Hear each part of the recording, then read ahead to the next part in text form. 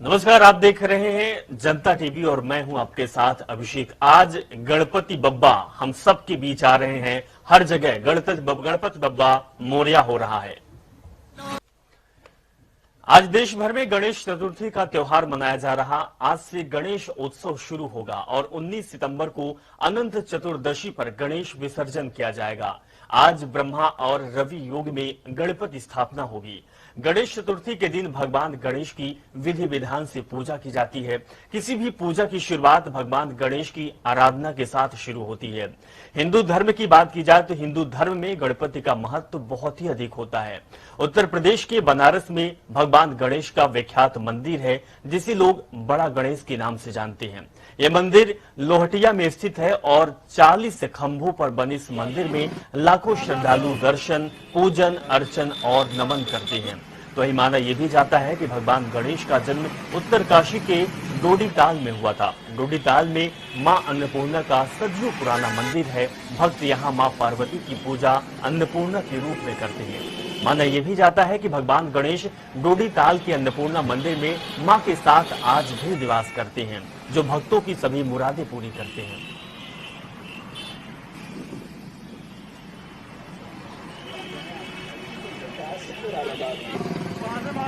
तो देहरादून से हमारे संवाददाता अजीत काम्बोज जुड़ चुके हैं। अजीत, आज गणेश चतुर्थी का त्योहार पूरे उत्तराखंड में भी धूमधाम से मनाया जाता है और सबसे बड़ी बात कि यहाँ का कुछ अलग महत्व होता है। हमारे दर्शकों को बताइए कि गणेश चतुर्थी का क्या महत्व होता है उत्तराखंड में और किस तरीके से सदियों से मान्यता मानी जा रही है। बिल्कुल अभिषेक, अगर उत्तर प्रदेश की बात की जाए तो देश की तरह ही उत्तराखंड प्रदेश में भी गणेश चतुर्थी का पर्व खास हर्षोल्लास के साथ मनाया जाता है और यहाँ का एक खास महत्व भी जुड़ा हुआ है गणेश चतुर्थी के साथ। उत्तरकाशी जनपद के डोडीताल क्षेत्र को सीधे तौर पर गणेश जी का जन्म स्थान माना जाता है, जिस तरह की एक मान्यता है। और आज के दिन यहाँ पर बड़े स्तर पर एक मेला भी आयोजित किया जाता है।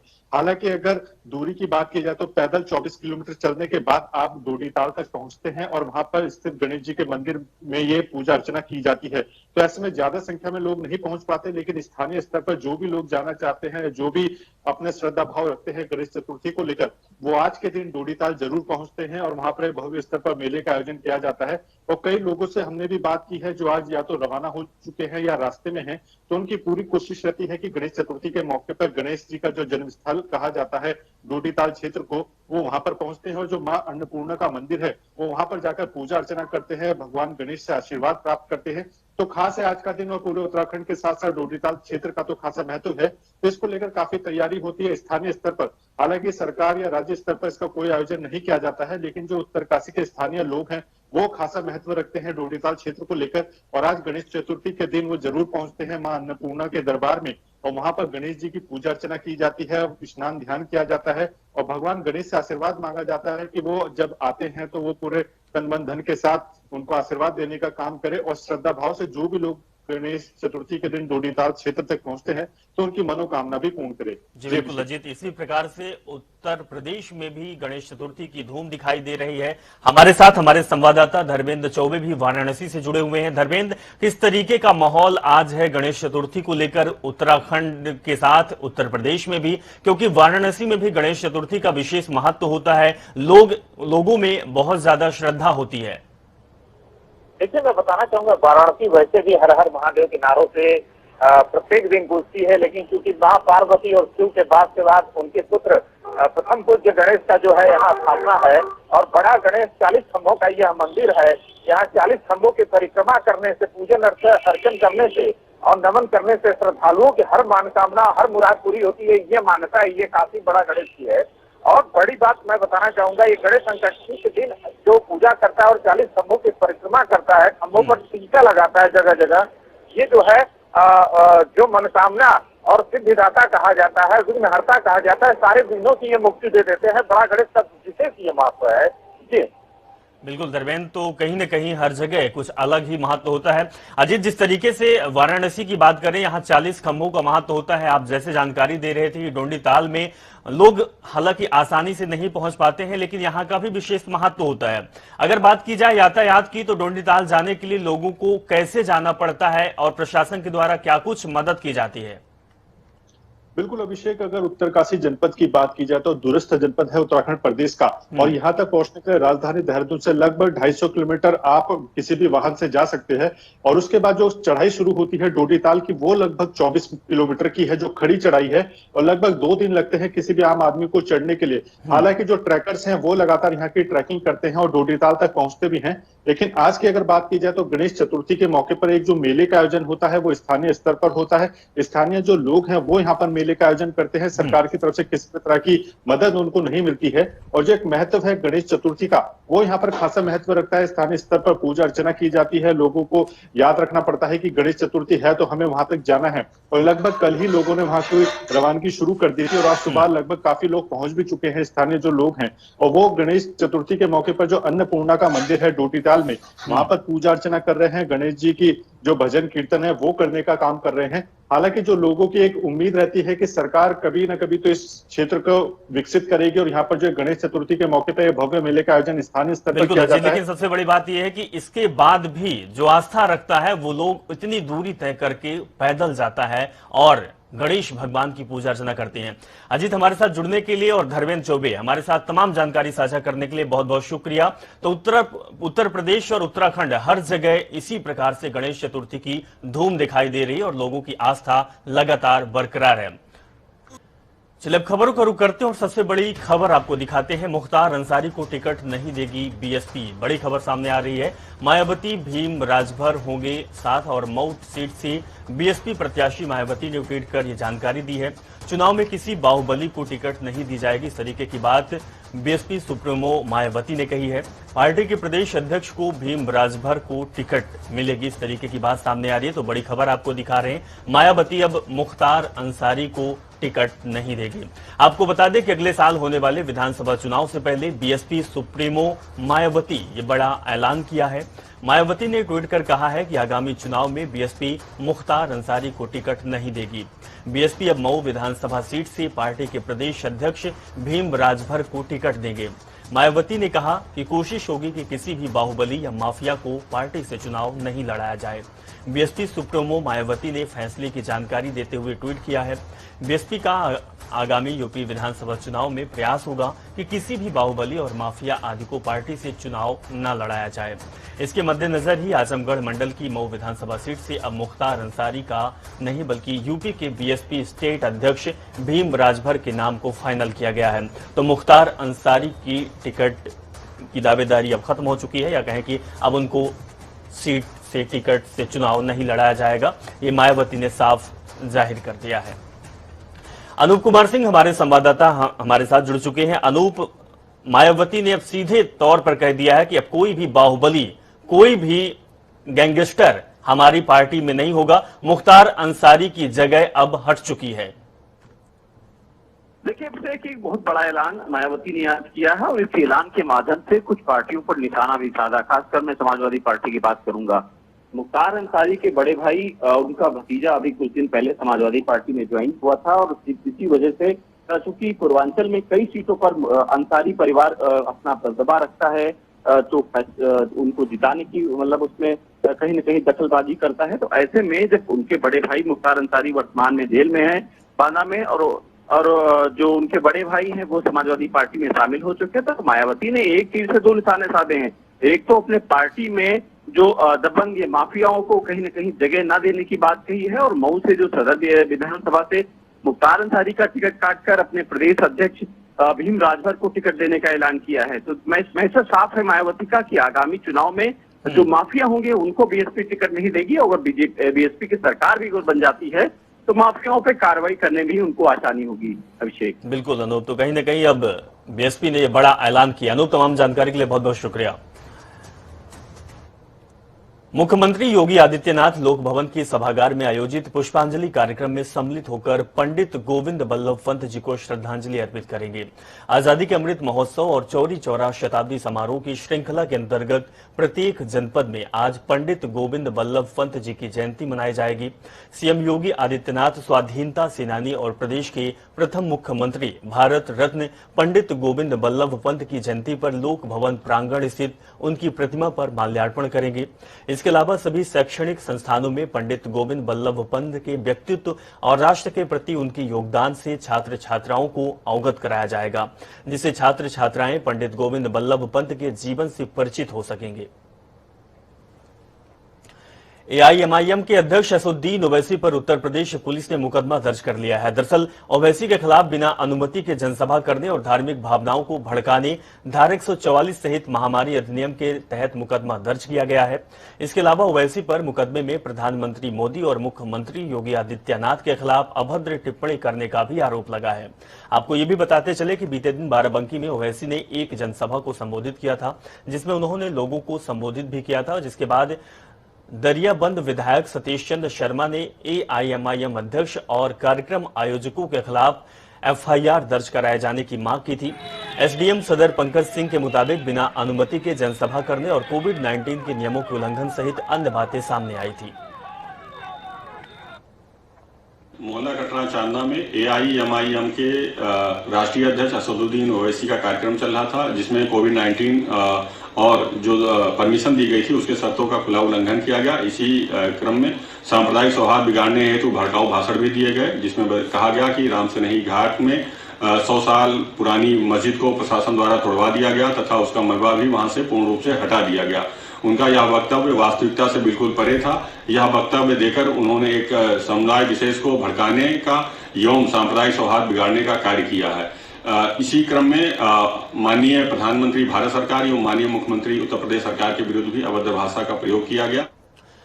उत्तर प्रदेश के विधानसभा चुनावों में अब ज्यादा वक्त नहीं रहा। ऐसे में हर पार्टी अपनी अपनी रणनीति बनाने में जुट गई। कांग्रेस महासचिव और यूपी प्रभारी प्रियंका गांधी बीते दिन दोपहर लखनऊ पहुंच चुकी हैं। प्रियंका आगामी विधानसभा चुनाव को लेकर पार्टी की तैयारियों को धार दे दी। बीते दिन उन्होंने कुछ पूर्व अधिकारियों और राष्ट्रीय सचिवों के साथ बैठक कर विधानसभा चुनाव की तैयारियों पर मंथन किया। बताया जा रहा कि चुनाव में कैंडिडेट उतारने के लिए इस बार कांग्रेस महासचिव प्रियंका गांधी ने एक खास रणनीति बनाई है। बताया ये भी जा रहा कि यूपी चुनाव में कांग्रेस प्रोफेशनल तरीके से कैंडिडेट उतारने की तैयारी कर रही है, जिसमें कैंडिडेट को उनकी क्षमता और जनता की लोकप्रियता के आधार पर अलग अलग कैटेगरी में बांटा जाएगा। यूपी की 403 विधानसभा सीटों पर कैंडिडेट उतारने की कवायद शुरू की गई है। इसी खबर पर हमारे साथ अनिल के एंकुर जी जुड़ गए हैं। हम उनके पास चलते हैं, जानकारी इकट्ठा करते हैं। जिस तरीके से अनिल जी लगातार अब सभी पार्टियां कहीं न कहीं जमीन पर उतर चुकी हैं, अब प्रियंका गांधी या कहें कि कांग्रेस पार्टी भी उतर चुकी है, क्या कुछ रणनीति रहेगी कांग्रेस पार्टी की इस चुनाव के लिए? देखिए, सबसे बड़ी बात है कि कांग्रेस की राष्ट्रीय महासचिव और उत्तर प्रदेश की प्रभारी प्रियंका गांधी आज लखनऊ में है और जिस तरीके से मैं प्रदेश कार्यालय में खड़ा हुआ हूं, मैं कैमरा पर्सन से कहूंगा कि दिखाएं किस तरीके से हमें तैयारी चल रही है। पूरी तौर से देखिए, सफेद कपड़ों में जिस तरीके से परंपरागत तरीके से उनकी ड्रेस होती है, सेवा दल के कार्यकर्ताओं की पंक्तिबद्ध खड़े हुए हैं प्रियंका गांधी का स्वागत करने के लिए। बहुत ही अनुशासित तरीके से कांग्रेस कार्यालय में लोग दिखाई दे रहे हैं और जिस तरीके से कांग्रेस के कल्चर के बारे में कहा जाता रहा है कि कांग्रेस भले ही उत्तर प्रदेश में 32 साल से सत्ता में ना रही हो, लेकिन आज भी वो कल्चर वो आज भी विद्यमान है। जो तमाम लोग इसमें नाम न है, लेकिन कल्चर वही है। हमारे साथ दो कांग्रेस के नेता है, एक है करिश्मा ठाकुर जी और दूसरी त्रिपाठी जी। त्रिपाठी, पहले आप क्या तैयारी है? हमारी तैयारी हमारे नेता के स्वागत के लिए कांग्रेसियों में जो उत्साह देखा जा रहा है, खासतौर से जो सेवा दल, जैसा कि आपने खुद कहा कि परंपरागत एक तरीका है कि अपने नेता का वेलकम करने का, उनको सलामी देने का सेवा दल ने, और उसके अलावा कांग्रेस पार्टी के लोगों का एक उत्साह देखिए। प्रदेश का कोई भी ऐसा वरिष्ठ नेता नहीं है जो उनके स्वागत में, उनसे मीटिंग करने के लिए, उनसे बात करने के लिए उपस्थित न हो। अब मैं करिश्मा से पूछना चाहूंगा कि आप यूथ हैं और आप ये बताइए कि महिलाओं को लेकर के क्या उत्साह है कांग्रेस में? देखिए, हम सब जानते हैं कि जब से प्रियंका जी ने उत्तर प्रदेश की कमान संभाली है, महिला वर्ग, युवा वर्ग बहुत ज्यादा उत्साहित है। ज्यादा से ज्यादा हमें लगता है कि युवाओं और महिलाओं को आगामी विधानसभा चुनाव में मौका मिलेगा, क्योंकि भाजपा सरकार से सबसे ज्यादा कोई त्रस्त है तो महिला वर्ग है, युवा वर्ग है। तैयारी है प्रियंका को लेकर के, तैयारी चल रही है। प्रियंका किन किन मुद्दों पर बात करेंगी, किन किन लोगों से बात करेंगी? क्या देखिए, हम सब युवा हैं तो जरूर बेरोजगारी के मुद्दे पर बात होगी।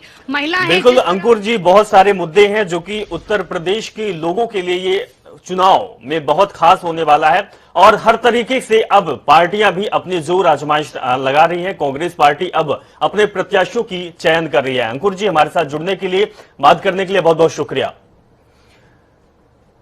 तो कांग्रेस की महासचिव प्रियंका गांधी लखनऊ पहुंच चुकी हैं और कांग्रेस पार्टी के नेताओं से मुलाकात कर रही हैं और सबसे बड़ी बात कि विधानसभा चुनाव के लिए कांग्रेस पार्टी रणनीति बना रही है।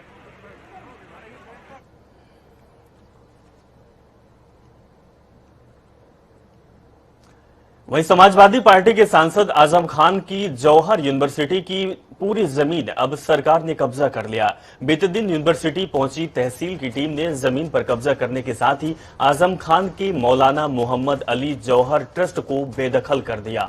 ये ट्रस्ट ही यूनिवर्सिटी को संचालित करता है और आजम खान इसके अध्यक्ष हैं, जबकि उनकी पत्नी शहर विधायक डॉक्टर तजीन फातिमा सचिव हैं।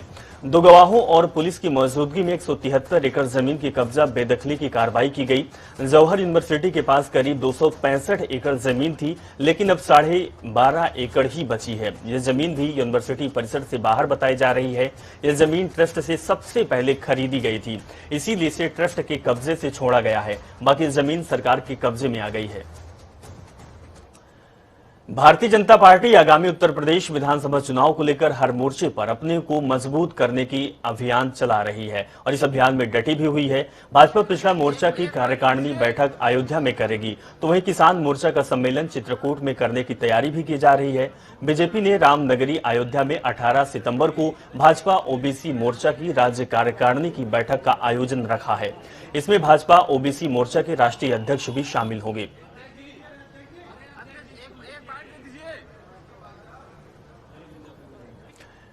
आज सीएम धामी का हरिद्वार दौरा है। रुड़की में करीब 8 घंटे का कार्यक्रम प्रस्तावित किया गया।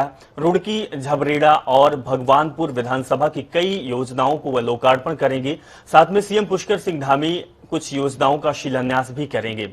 गुरुवार को जिलाधिकारी एसएसपी नेहरू स्टेडियम पहुंचकर कार्यक्रम स्थल का निरीक्षण किया, जहां सीएम की सभा होनी है। इसके बाद अधिकारी सिविल अस्पताल गए। अस्पताल में आईसीयू और ऑक्सीजन प्लांट का लोकार्पण करेंगे सीएम।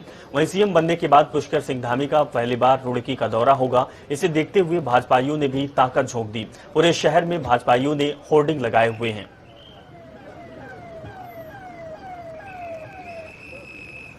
विकास खरे हमारे संवाददाता रुड़की से जुड़ चुके हैं। विकास, आज सीएम पुष्कर सिंह धामी का रुड़की दौरा है, यह दौरा कितना अहम होने जा रहा है?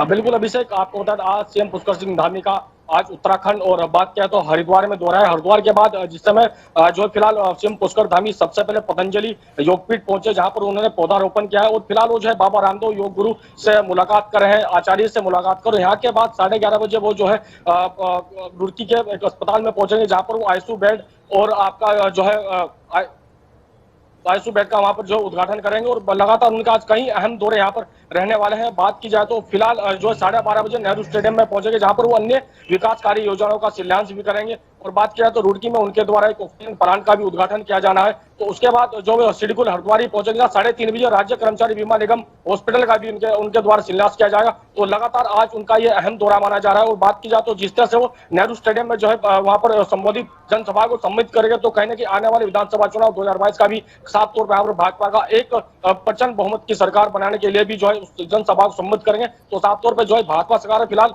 मैदान में उतर चुकी है, जो जनता से साफ तौर पर धरातल पर जाकर उनसे भी मुलाकात कर रही है। जी बिल्कुल विकास, तो दौरा पुष्कर सिंह धामी का बेहद ही खास माना जा सकता है हरिद्वार और रुड़की के लिए। विकास खरे, शुक्रिया हमारे साथ जुड़ने के लिए और जानकारी साझा करने के लिए। लव जिहाद को रोकने और धार्मिक स्वतंत्रता बनाए रखने के लिए उत्तराखंड के धर्मांतरण कानून को पहले से सख्त बनाया जाएगा। इस पर मुख्यमंत्री पुष्कर सिंह धामी ने बृहस्पतिवार को पुलिस मुख्यालय में अधिकारियों के साथ चर्चा की। इस कानून को उत्तर प्रदेश के कानून की तर्ज पर सख्त और प्रभावी बनाया जाएगा।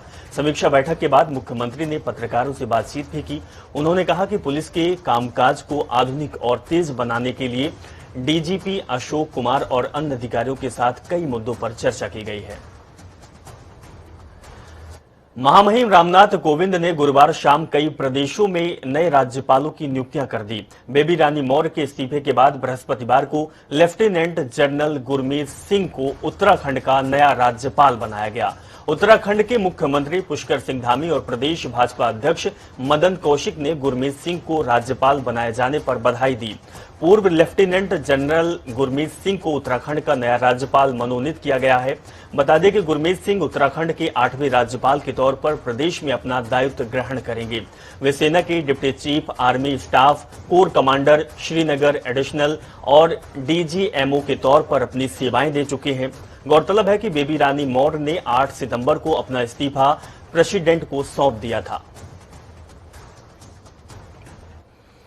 हरिद्वार कुंभ में हुए कोविड-19 घोटाले में उत्तराखंड सरकार ने बड़ा एक्शन लिया था। फर्जी टेस्टिंग घोटाले में हेल्थ डिपार्टमेंट के 2 अफसरों को सस्पेंड कर दिया गया था।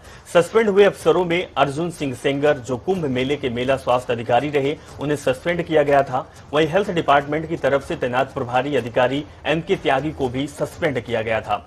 कुंभ के कोविड-19 टेस्टिंग घोटाले में एसआईटी जांच के बाद यह कार्रवाई की गई थी। वहीं जांच के बाद अब तक सबसे बड़ी कार्रवाई मानी जा रही, लेकिन कुंभ में फर्जी कोरोना रिपोर्ट पर स्वास्थ्य विभाग के 2 अधिकारियों पर कार्रवाई जांच अधिकारी एसके गुप्ता कर रहे हैं और मामले की जांच अब तक पूरी नहीं हो पाई, जबकि 30 सितंबर को उनका रिटायरमेंट है। इसे लेकर कल स्वास्थ्य महानिदेशक में अहम बैठक भी हुई है।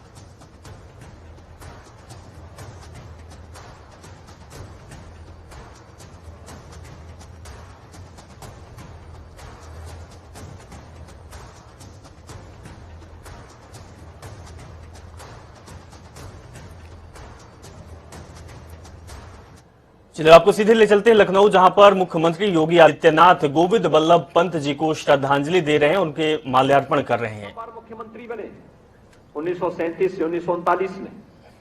उन्होंने मुख्यमंत्री पद को इसलिए छोड़ा क्योंकि इस समय की ब्रिटिश सरकार ने बिना भारत की सहमति के द्वितीय विश्व युद्ध में भारत की सहभागिता सुनिश्चित की और इसके विरोध में उन्होंने अपने पद से त्यागपत्र दे दिया। आजादी के बाद 1947 में फिर से उत्तर प्रदेश के मुख्यमंत्री के रूप में उन्होंने प्रदेश के अंदर प्रारंभ किया। हम सब जानते हैं कि इसका जो राजकीय चिन्ह है, जिसमें गंगा, यमुना, प्रयागराज का संगम, मर्यादा पुरुषोत्तम भगवान श्री राम का धनुष बाण का उल्लेख उसके साथ किया गया है। यह चिन्ह भी अगर किसी ने सहमति दी, स्वीकृति दी, तो पंडित गोविंद बल्लभ पंत जी ने मुख्यमंत्री भारत के प्रति, अपनी परंपरा, अपनी संस्कृति के प्रति उनके मन में किस प्रकार का भाव था, ये उत्तर प्रदेश के राजकीय चिन्ह से स्पष्ट हो जाता है। उत्तर प्रदेश नाम दूसरे प्रांतों से मिलकर के बना। उत्तर प्रदेश का नाम, जैसे हम 24 जनवरी 1950 को उत्तर प्रदेश के रूप में जानते हैं, यह भी